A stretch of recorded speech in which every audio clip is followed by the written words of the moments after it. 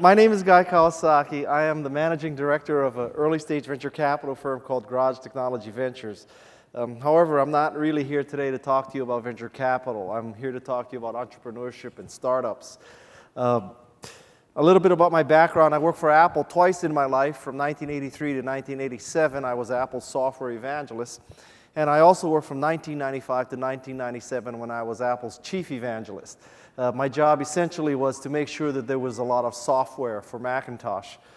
And I worked for Steve Jobs in the Mac division that first time. It was a very, very interesting experience. For those of you who know people from Apple, I don't think you'll find this surprising, but I consider the Macintosh division the largest collection of egomaniacs in the history of Silicon Valley. And that's saying a lot in this valley. We worked for Steve. We had very special treatment, unlimited supplies of Odwalla juice at $2 a bottle. On Thursdays and Fridays, we had massage therapists come into our cubicles and give us back rubs. Unlike any other part of Apple Computer, a Macintosh division employee could fly first class for any flight over 2 hours. My definition of the 2 hours begins at the moment you leave your apartment, so I flew first class everywhere for years. Back then, the company was divided into product divisions. There was the Apple II division, which made all the money, and the Macintosh division, which spent all the money. And the Apple II division, we really treated them lousy. I regret that because of our arrogance, because of our NIH attitude. And so the Apple II division people weren't even allowed in the Macintosh division building. Now, arguably, they paid for the building, but they were not allowed into the building. And because of this, the Apple II division people came up with a great joke about the Mac division people, which is how many Macintosh division employees does it take to screw in a light bulb?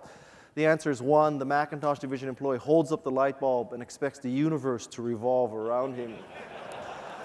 How many of you use Macintoshes in this room? A lot of oppressed people, huh? So I'll tell you, is Microsoft a sponsor of this conference? Yes. Well, they won't be. The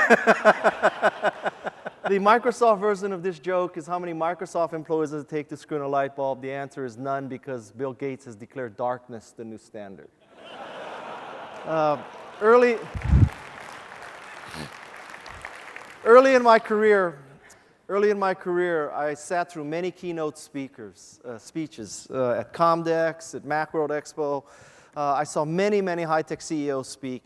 And I have to tell you, one thing I noticed is that they pretty much sucked as speakers. And the second thing that I figured out sitting in these audiences of sucky keynotes was that if there's anything worse than a CEO who sucks as a speaker, it's a CEO who sucks as a speaker, and you have no idea how much longer he or she will suck. And so I have adopted the top 10 format for all my speeches. This way, if you think I suck, at least you can track progress through my speech. I hope you don't think I suck, but at least you can track progress. So I'm going to use the top 10. This speech is loosely based on a book I wrote called The Art of the Start. And I don't know what's on. Has the slides been up? Yeah? Oh, okay. So I'm going to give you my top 10 pieces of advice about the art of the start, about entrepreneurship and intrapreneurship. I'll be the first to admit, when you're a keynote speaker and an author, you tend to start believing your old bullshit and thinking that you did everything right in your career, and you want the audience to perceive you as omnipotent and omniscient, and look at all the things that I did. I never made a mistake in my career, and that's a lot of crap. I made a lot of mistakes in my career. This book reflects what I should have done, what I could have done, sometimes what I did do. But generally speaking, I would like to pass on what I learned, in many cases the hard way, to you, a group of entrepreneurs. And I hope that you can take this information and change the world. Okay? So, thank you.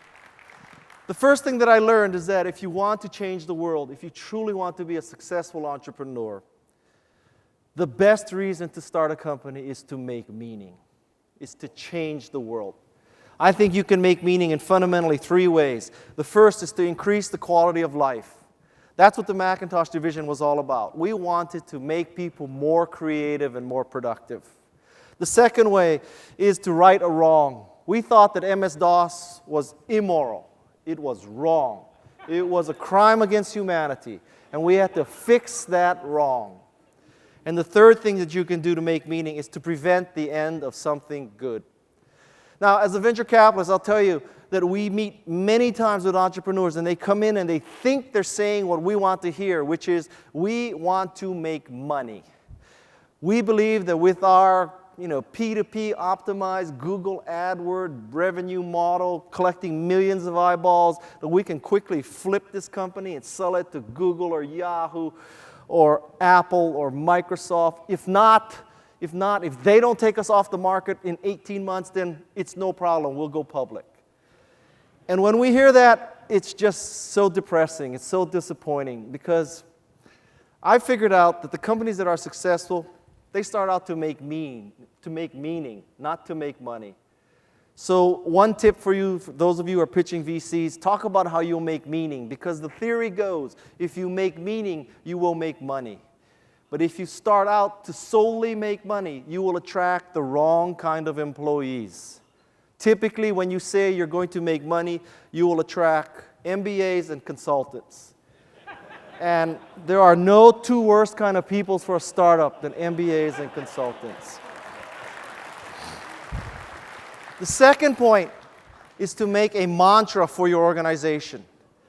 Because there are too many MBAs in the world, and I have an MBA, because there are too many MBAs and too many of you have worked for Bain or McKinsey or Arthur D. Little, somehow you think that you should make a mission statement.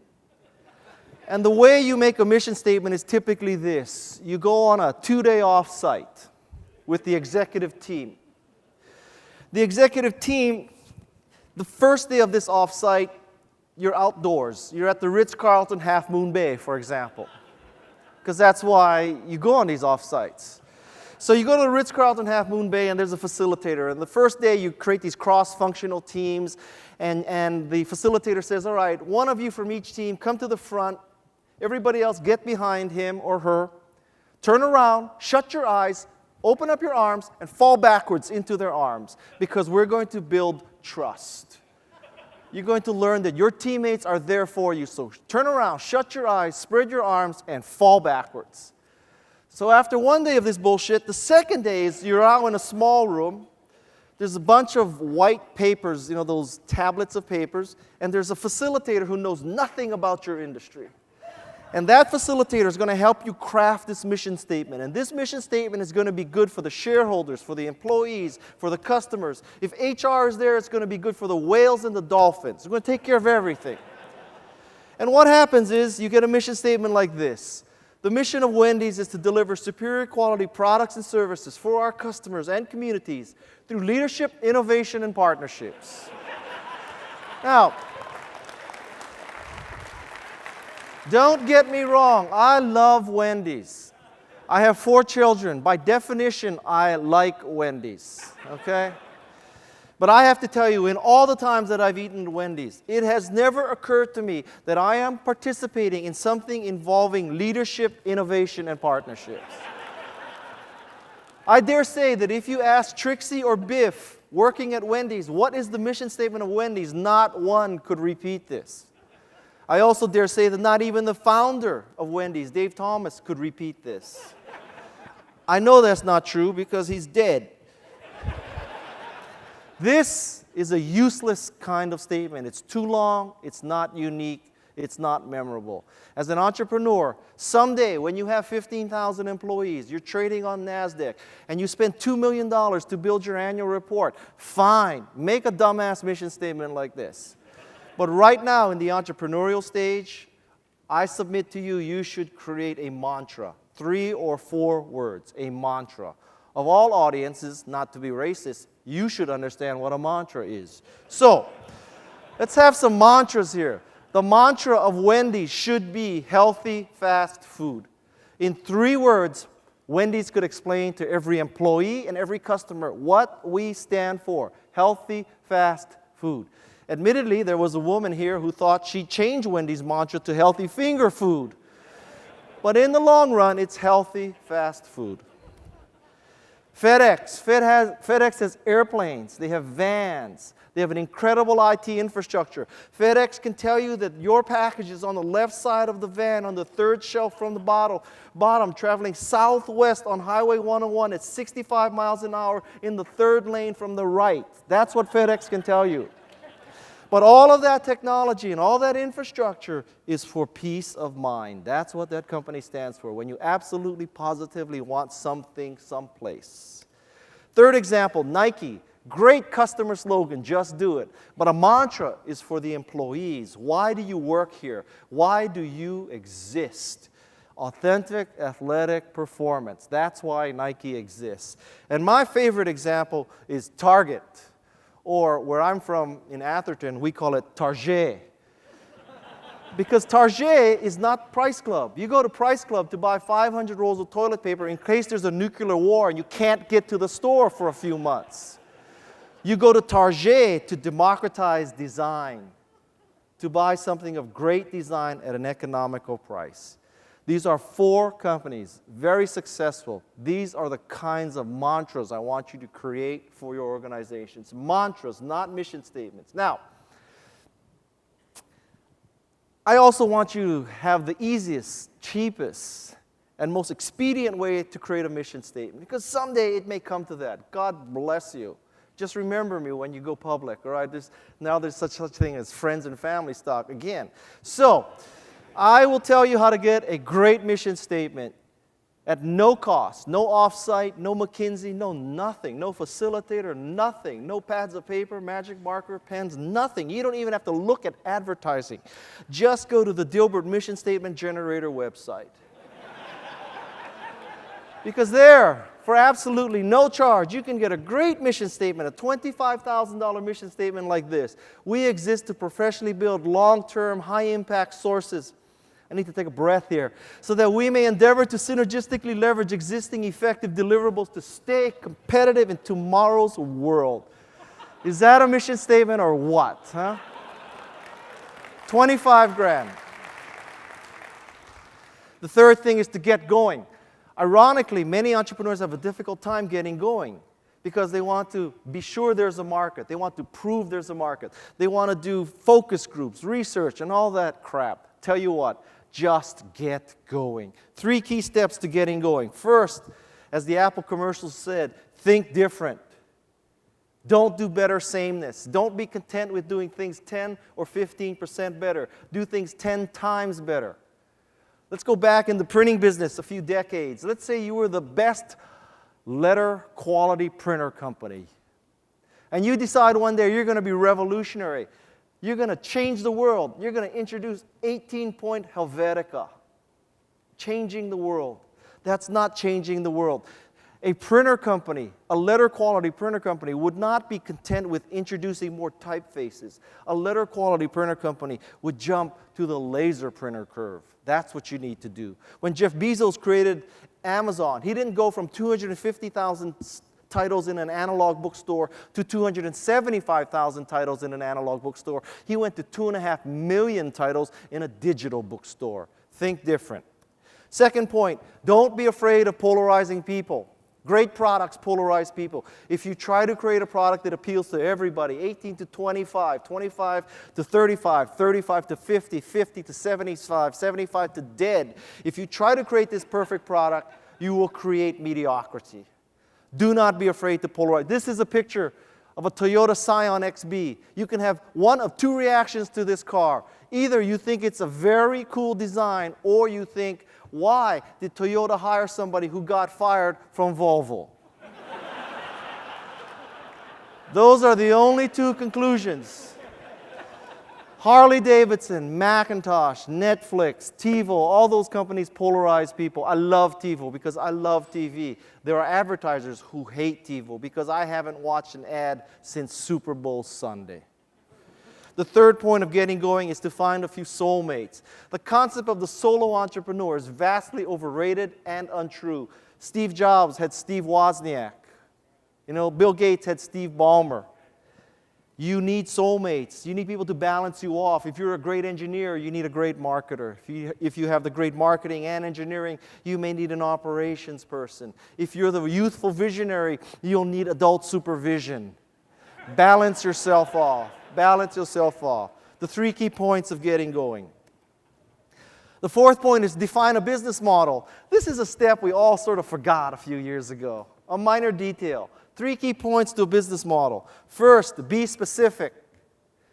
The business models that say we'll collect 10 million eyeballs and somehow we'll figure out how to monetize those eyeballs, don't worry about it. That doesn't fly anymore. The reason why we've all heard about Facebook and MySpace is not because we can all do that. That's because they're unusual. We need to have specific business models. The questions you need to ask yourself metaphorically is, who is my customer? How do I get my money out of her purse? It is your money in her purse. How do you get it out? That's the question. The second key point is you need to keep it simple. You know, I hope you innovate on technology, on products, on services, all that good stuff. Do not innovate on business models. Do not. If you believe that it costs you $1 and you sell it for $5 and your gross margin is 20%, you will be successful. That's the kind of math. Costs $1, think about this later. Costs $1, sells for $5, we only have 20% gross margin. You will always be rich. Keep it simple. The third thing is to ask women about your business model. I believe you should not waste your time asking men about business models and business ideas. I believe this is because men have a fundamental genetic flaw. We all have the killer gene. Men want to kill things. We want to kill plants. We want to kill animals. We want to kill other companies and products. To a large degree, this killer gene has been suppressed by society. One place it hasn't been suppressed in is entrepreneurship. It is socially acceptable to want to kill the competition. Thus, when you ask a man, should I start a company to kill Oracle, to kill Google, to kill Microsoft, all men always say, yes, that's a great idea. Women do not have this fundamental genetic flaw. So when you come up with an idea for a business model, ask women. Do not waste your time asking men. The fifth thing, I have to tell you, I'm whipping through this because I usually have an hour for this speech. And this is Mountain Dew, and I didn't even get paid to endorse this. The fifth thing is to weave a MAT. MAT stands for Milestones, Assumptions, and Tasks. I happen to love ice hockey. And there are two of my friends here from Ice Oasis where I play ice hockey in Redwood City. And one of the pleasures of ice hockey is to be the first person on the ice after the Zamboni. Because after the Zamboni has shaved the ice is just pure, smooth, virgin ice. No cuts, no ruts. It's a beautiful thing. And when you skate, you can see exactly where you're skated. It's a lovely feeling. It's like being the first person down the mountain and skiing or snowboarding. A new company is largely like that. It's a pure sheet of wonderful, smooth ice. There's no pain in the ass customers who are trying to get a free upgrade. There's no stupid employees you made a mistake hiring. There's not the crappy commercial real estate that you paid $15 a month for in the height of the dot-com phenomena. There's not the crappy furniture you bought at Office Depot one day. It's pure, wonderful ice. It's not the crappy logo that your sister-in-law designed for free. You're starting from scratch. It's beautiful, beautiful. The Zamboni just left the ice. When you have that situation, it's very difficult to prioritize. This is about prioritization. The first thing you need to do is come up with a handful of milestones. Milestones are things like finishing the design, shipping the software. When you're starting a company, you often think, my God, we could either finish the design today or go order stationery. Seems like they're both about the same importance. It's not true. A milestone is something that you would call up your spouse and say, honey, today we shipped. That's very different than calling up your spouse and saying, honey, today we ordered stationery. That's not quite the same. The next thing you do is you write down the assumptions of your company. How many sales calls can you make per day? What's the customer ROI? How much does it cost to install our software or product? These assumptions change your business model. Very few companies or startups write them down and test them. Write them down and test them. And the third thing is then to do tasks. The tasks are the things that help you either accomplish a milestone or test an assumption. But the priority for an entrepreneur is milestones, assumptions, and tasks. M-A-T. The sixth thing is to niche thyself. How many of you have MBAs in this audience? That's too bad.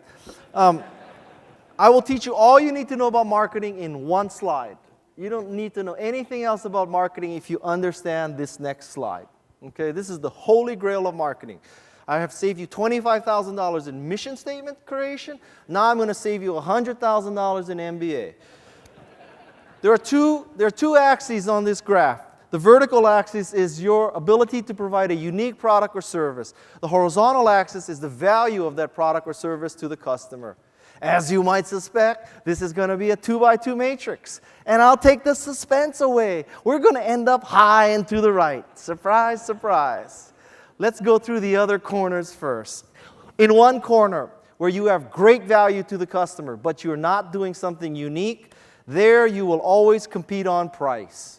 Not such a bad place to be. At least you're creating something of great value. But you'll be competing on price. Dell made a lot of money here. It's a margin pressure business.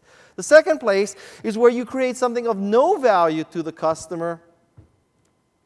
Luckily, you're the only person doing it. There, you're just stupid. You are just plain stupid. Only you're doing this stupid thing.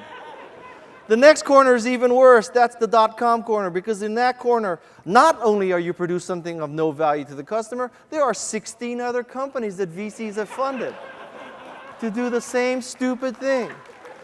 This is a picture of dog food. Because I don't know about you, but remember when there were like 16 ways to buy dog food online?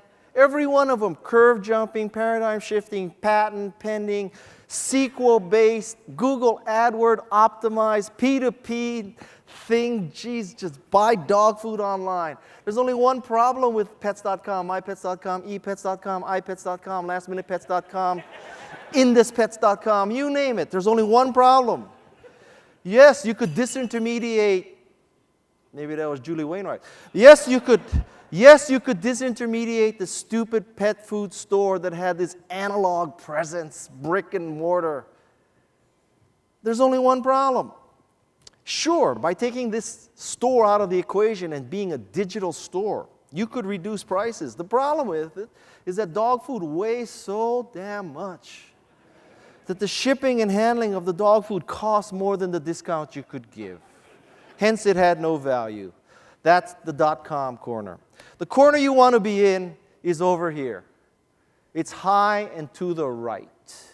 It's where you have a unique product, and only you can do this product, and it is of great value to the customer.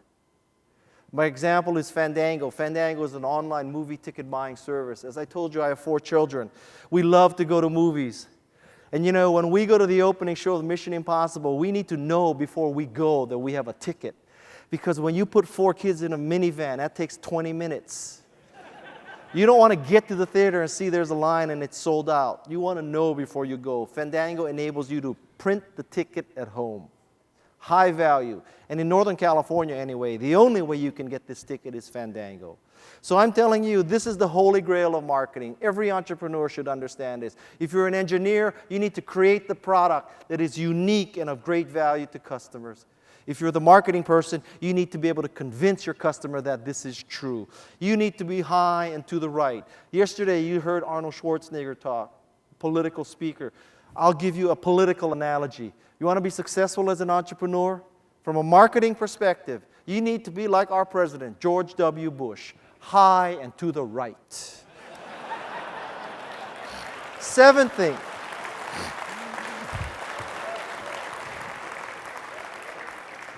The seventh thing is you need to follow what I call the 10-20-30 rule. I have this thing called Meniere's disease. Meniere's disease has 3 symptoms: hearing loss, tinnitus, which is a constant ringing in my ear, and sometimes I get dizzy or vertigo from this inner ear affliction. Medical science has tried to figure this disease out. They think it may be too much salt in your diet, too much retention, too much caffeine. That's why I don't drink too much Mountain Dew.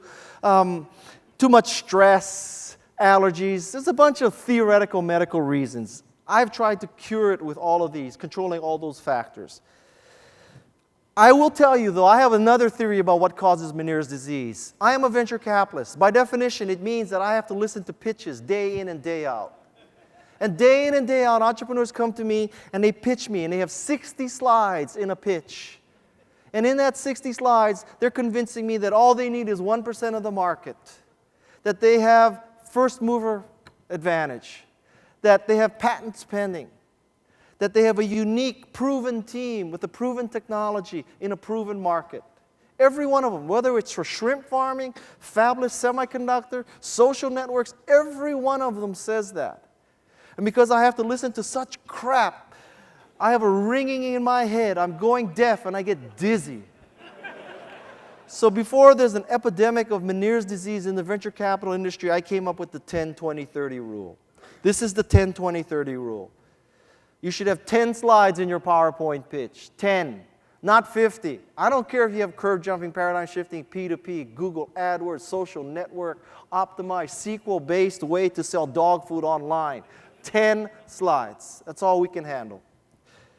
Those 10 slides you should be able to give in 20 minutes. You may have a 1-hour meeting, but you're using a Windows laptop. It's going to take you 40 minutes to make it work with the projector. All right? 20 minutes.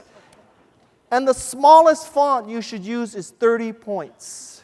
You see 20, 14, and 12. You should use 30 points for 2 reasons. First, the kind of people you're pitching to looks like that. The second reason is by having a 30-point font, you can put a lot less text. This forces you to actually know your presentation and just put the core of the text on your slide. If you need to put 8 points or 10 points fonts up there, it's because you don't know your material. If you start reading your material because you don't know your material, the audience is very quickly going to figure out that you are a bozo. They're going to say to themselves, this bozo is reading his slides. I can read faster than this bozo can speak. I will just read ahead. If you don't buy that 30 points is the right font size, I will give you an algorithm. Give you an algorithm. Find out who the oldest person is in the audience, divide his or her age by 2. That's your optimal font size. Okay? Unless you're pitching to 16-year-olds, don't use the 8-point font. The 8th thing is to hire infected people. Hiring infected people means that you hire people who not only have work experience, educational background, but love your product. Most people only consider 2 factors: work experience, educational background. I suggest you consider a third. Are they infected with the love of the product? This means you need to ignore the irrelevant. Sometimes it's irrelevant that they have this background. Sometimes it's irrelevant that they don't have this background. There are 2 diamond rings in this picture. This is because I come from the jewelry business. I have never taken a computer class in my life. I am living proof that you can fool some of the people most of the time. So, ignore the irrelevant. I never took a computer class. I was in the jewelry business when Apple recruited me. Can you imagine the HR person who went to Steve and said, listen, let's hire this guy. He's down in LA. He's never taken a computer class in his life. He has a psych degree from Stanford, and that was the easiest major he could find at Stanford. He's been schlepping diamonds for the last 5 years. Why don't we make him evangelist for our new software platform? That's what they did. I was successful because I loved Macintosh. When I saw Macintosh, the clouds parted, angels started singing. It was a religious moment in my life. The second point is you need to hire better than yourself. A players do not hire A players. A players hire A plus players. B players hire C players. C players hire D players. And D players hire E players. If you start hiring B players, you're going to wake up one day and you'll be surrounded by Z players. That's what we call the bozo explosion. Fight the bozo explosion. The third point is you apply the shopping center test. The Stanford Shopping Center test works like this. You go to Stanford Shopping Center, you see a job candidate. The job candidate has not yet seen you. Let's say you're 50 feet away. At this point, you have several possible reactions. I can just go straight over there, say hello, hi, how are you? I'm glad you're interviewing. We're going to kick ass in our company. I hope you join our company. That's one reaction. Second reaction is Stanford Shopping Center isn't that big. If I get face-to-face with her, I'll say hello. Third reaction is I'm going to get in my car and drive to Valco. If you don't have the first reaction of seeing that person and saying, man, I got to go over there because I really like her. I liked him. If you don't have that reaction, don't hire the person. I know, you're running out of time. More minutes. What are you going to do? Not invite me back? No. So, all right.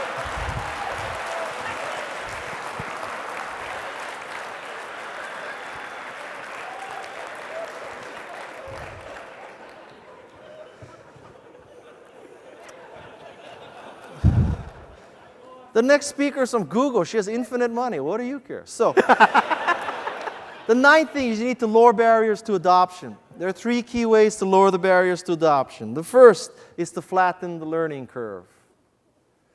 The theory is that you plug your device in and it works. How many of you can change the time on a VCR? These are the liars in the audience. Nobody can change the time in a VCR. Flatten the learning curve. Second point is, don't ask people to do something that you yourself would not do. You know what? You may have a great website, great content, but you ask people to fill out 65 fields of personal information to get the free password. Aren't going to do that. The reason why there's laundry in this picture is because at the Kauai Hyatt Regency, there's a laundry room in every wing of the hotel. This means there's one less revenue-producing rental room. It means that people send out less laundry through the hotel laundry system. And if you went into that laundry room, you would see that the washers and dryers are free. That hotel is not asking you to do something that you yourself would not do. And the third point is to embrace your evangelists. These are the people who carry the battle forward for you. Evangelism is based on the Greek word of bringing the good news. So when you have a great product, there will be people who will bring the good news with your product. You need to pay them. They are people who want to change the world with your product or service. Embrace those people. Create programs for them. Open the kimono for those people. The 10th thing is to seed the clouds. This is about rainmaking and sales. 3 key points. First, to rip off Chairman Mao, although I don't see how he implemented this, let 100 flowers blossom.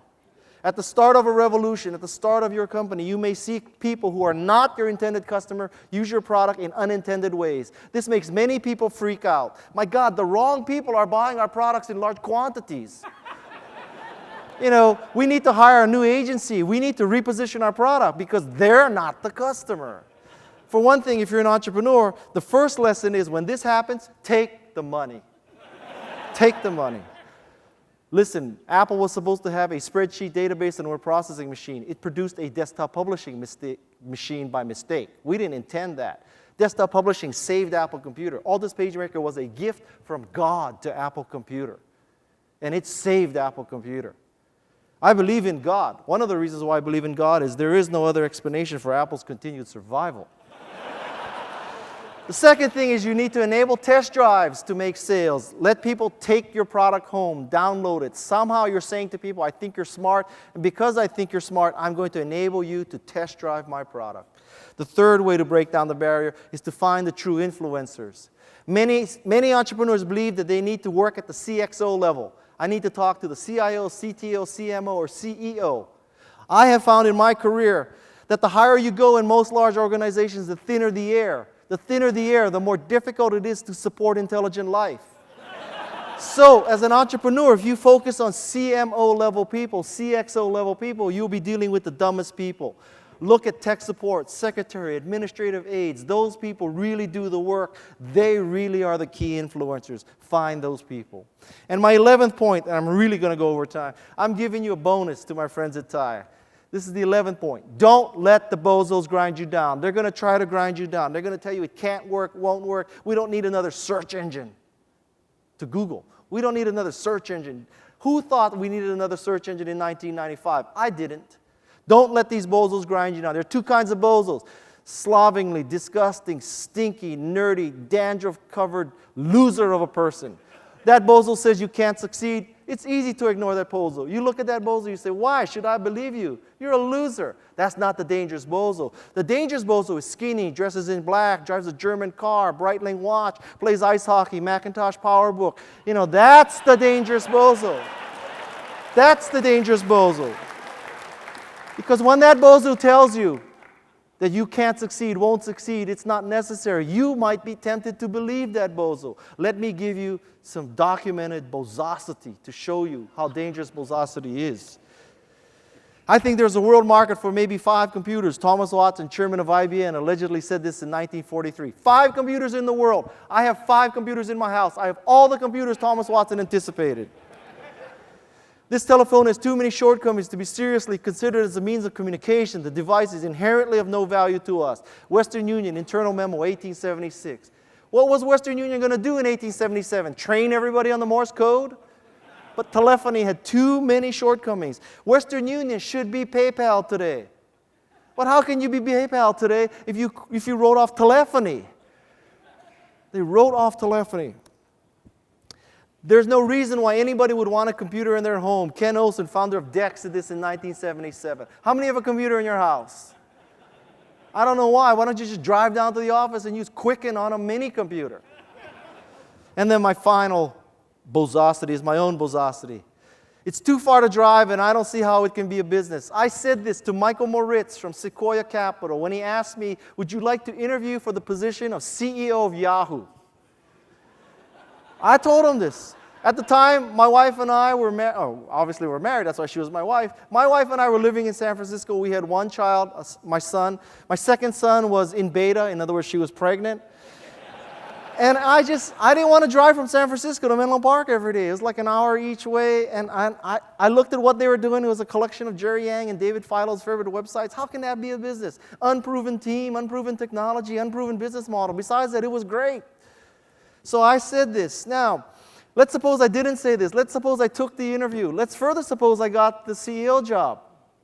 Then let's be conservative. Let's say that I lasted only 2 years of a 4-year vesting period. Peter Principle kicked its ass, kicked my ass.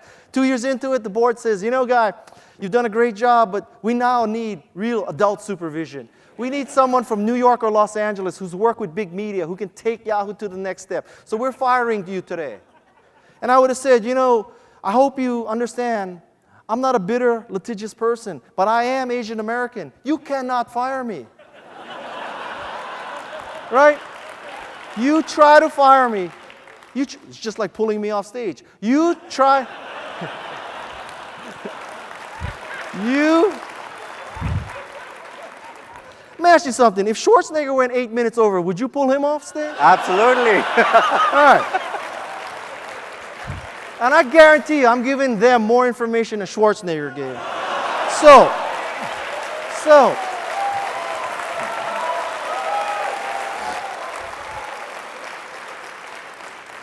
Okay, so now they try to fire me. I tell them you can't fire me. This is California. I'm Asian American. You piss me off. There'll be little Japanese ladies picketing in front of Yahoo's offices. So now they go into executive session. They come back and they say, all right, guy, you're right. Let's not make this a big brouhaha legal battle. What do you want? I'd say, well, I'm 2 years into my vesting. Just give me 4 years vesting and I'll walk away happy. By my calculation, this answer cost me $2 billion. Now, $2 billion here, $2 billion there. After a while, you don't need to work anymore, right? If I had done this today, I would own the San Jose Sharks. I would own the San Jose Sharks. So I've been thinking about this for 10 years now. Why was I so stupid? And I'm thinking about it, and I've come to this conclusion. I did the right thing for the love of my wife, for being there when my 2 boys were growing up. Now I have 4 children, to be there, not working 80 hours a week, not commuting 2 hours a day. I did the right thing for my family. Right. This explains $1 billion. It's the second billion that pisses me off. Pardon all my French today. It's the second billion. The second billion because I was a bozo. I could not see. I had Ken Olsen disease. Ken Olsen, I don't know, he's really getting angry. Ken Olsen, what are you, Democrat? Ken Olsen couldn't see the next curve. I thought that Yahoo was part of the personal computer curve, not the next curve, the internet. I too was a bozo. Don't let the bozos go. They're really. Now it's 2 on 1. All right, so this is really my last slide. If you want more information like this, I have a blog.guykawasaki.com. If you want a copy of this presentation, it's gene@garage.com. Just send her an email. We'll send you a PDF. If you can't open the PDF and you're on Windows, tough luck. And finally, my stock photography was my buddies from Calgary, iStock Photo, and I'm obviously being pulled off. Thank you very much. Thank you very much. Thank you.